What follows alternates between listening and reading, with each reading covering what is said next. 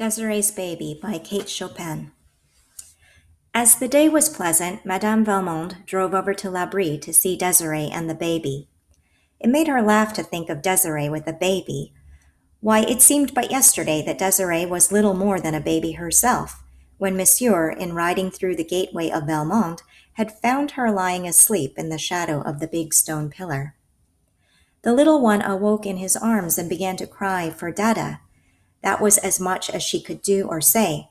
Some people thought she might have strayed there of her own accord, for she was of the toddling age.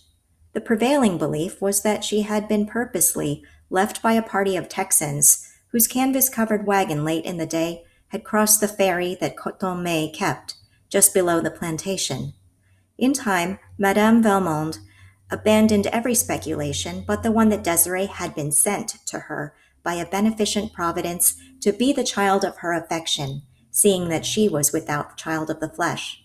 For the girl grew to be beautiful and gentle, affectionate and sincere, the idol of Valmont. It was no wonder when she stood one day against the stone pillar in whose shadow she had lain asleep 18 years before, that Armand Aubigny, riding by and seeing her there, had fallen in love with her. That was the way all the Aubignys fell in love, as if struck by a pistol shot. The wonder was that he had not loved her before, for he had known her since his father brought him home from Paris, a boy of 8, after his mother died there. The passion that awoke in him that day, when he saw her at the gate, swept along like an avalanche, or like a prairie fire, or like anything that drives headlong over all obstacles. Monsieur Valmont grew practical and wanted things well considered, that is, the girl's obscure origin. Armand looked into her eyes and did not care. He was reminded that she was nameless. What did it matter about a name when he could give her one of the oldest and proudest in Louisiana? He ordered the corbeille from Paris and contained himself with what patience he could until it arrived. Then they were married. Madame Valmont had not seen Desiree and the baby for 4 weeks. When she reached L'Abri, she shuddered at the first sight of it, as she always did. It was a sad-looking place, which for many years had not known the gentle presence of a mistress. Old Monsieur Aubigny having married and buried his wife in France, and she having loved her own land too well ever to leave it. The roof came down steep and black like a cowl, reaching out beyond the wide galleries that encircled the yellow stuccoed house. Big solemn oaks grew close to it, and their thick-leaved, far-reaching branches shadowed it like a pall. Young Aubigny's rule was a strict one, too, and under it his Negroes had forgotten how to be gay, as they had been during the old master's easy-going and indulgent lifetime. The young mother was recovering slowly, and lay full length in her soft white muslins and laces upon a couch. The baby was beside her, upon her arm where he had fallen asleep at her breast. The yellow nurse woman sat beside a window fanning herself. Madame Valmont bent her portly figure over Desiree and kissed her, holding her an instant tenderly in her arms. Then she turned to the child. "This is not the baby," she exclaimed in startled tones. French was the language spoken at Valmont in those days.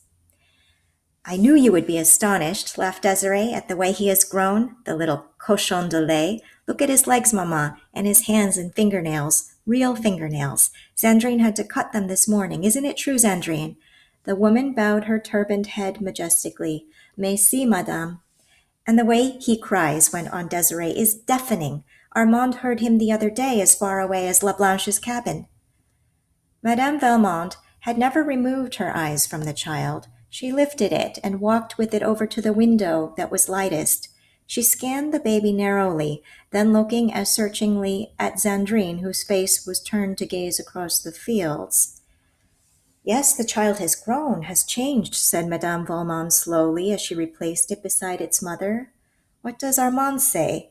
Desiree's face became suffused with a glow that was happiness itself. "Oh, Armand is the proudest father in the parish, I believe, chiefly because it is a boy to bear his name, though he says not, that he would have loved a girl as well. But I know it isn't true. I know he says that to please me. And Mamma," she added, drawing Madame Valmont's head down to her and speaking in a whisper, He hasn't punished one of them, not one of them since baby is born. Even Negrion, who pretended to have burnt his leg that he might rest from work, he only laughed and said Negrion was a great scamp. Oh, Mamma, I'm so happy, it frightens me. What Desiree said was true. Marriage, and later the birth of his son, had softened Armand Aubigny's imperious and exacting nature greatly. This was what made the gentle Desiree so happy, for she loved him desperately. When he frowned, she trembled, but loved him. When he smiled, she asked no greater blessing of God. But Armand's dark, handsome face had not often been disfigured by frowns since the day he fell in love with her. When the baby was about 3 months old, Desiree awoke one day to the conviction that there was something in the air menacing her peace. It was at first too subtle to grasp. It had only been a disquieting suggestion, an air of mystery among the blacks, unexpected visits from far-off neighbors who could hardly account for their coming, then a strange and awful change in her husband's manner, which she dared not ask him to explain. When he spoke to her, it was with averted eyes, from which the old love light seemed to have gone out. He absented himself from home, and when there, avoided her presence and that of her child without excuse. And the very spirit of Satan seemed suddenly to take hold of him in his dealings with the slaves. Desiree was miserable enough to die. She sat in her room one hot afternoon, in her peignoir, listlessly drawing through her fingers the strands of her long silky brown hair that hung about her shoulders. The baby, half naked, lay asleep upon her own great mahogany bed, that was like a sumptuous throne with its satin-lined half canopy. One of La Blanche's little quadroon boys, half naked too, stood fanning the child slowly with a fan of peacock feathers. Desiree's eyes had been fixed absently and sadly upon the baby, while she was striving to penetrate the threatening mist that she felt closing about her. She looked from her child to the boy who stood beside him, and back again, over and over. Ah! It was a cry that she could not help, which she was not conscious of having uttered. The blood turned like ice in her veins, and a clammy moisture gathered upon her face. She tried to speak to the little quadroon boy, but no sound would come at first. When he heard his name uttered, he looked up, and his mistress was pointing to the door. He laid aside the great soft fan and obediently stole away over the polished floor on his bare tiptoes.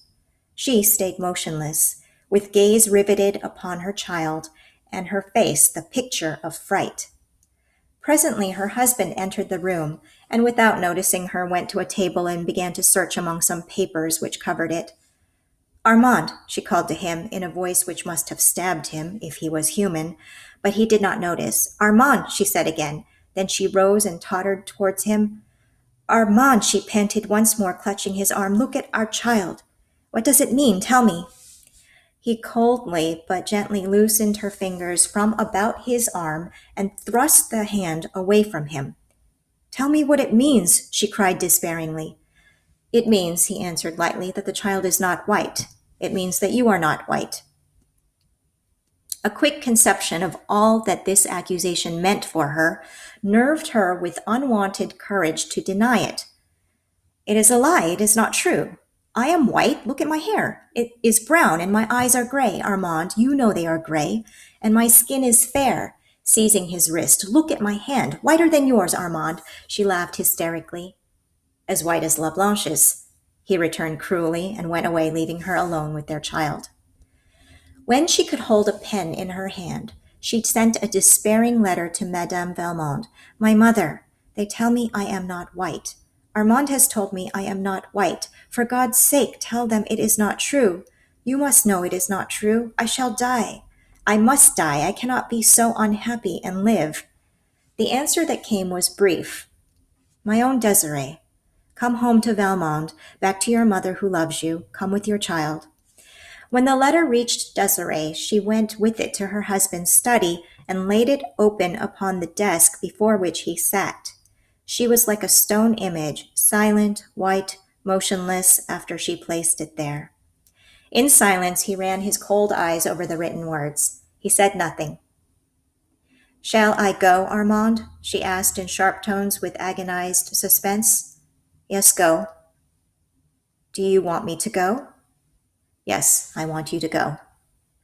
He thought Almighty God had dealt cruelly and unjustly with him and felt somehow that he was paying him back in kind when he stabbed thus into his wife's soul. Moreover, he no longer loved her because of the unconscious injury she had brought upon his home and his name. She turned away like one stunned by a blow and walked slowly towards the door, hoping he would call her back. Goodbye, Armand, she moaned. He did not answer her. That was his last blow at fate. Desiree went in search of her child.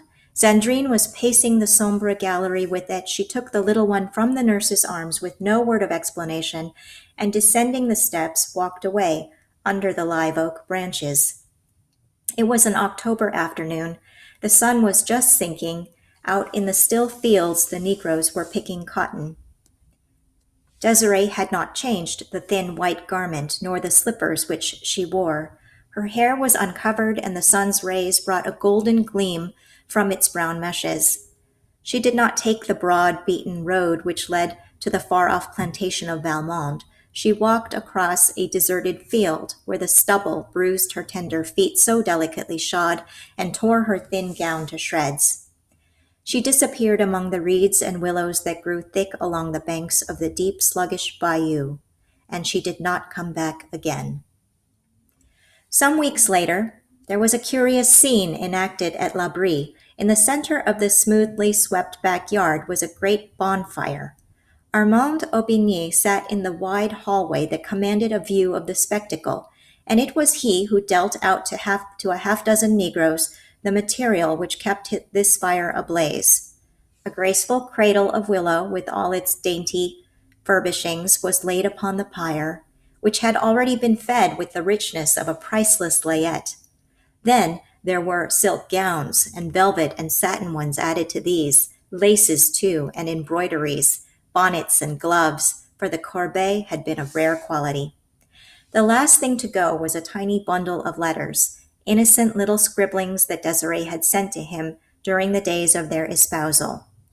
There was the remnant of one back in the drawer from which he took them, but it was not Desiree's. It was part of an old letter from his mother to his father. He read it. She was thanking God for the blessing of her husband's love. But above all, she wrote, night and day I thank the good God for having so arranged our lives that our dear Armand will never know that his mother, who adores him, belongs to the race that is cursed with the brand of slavery.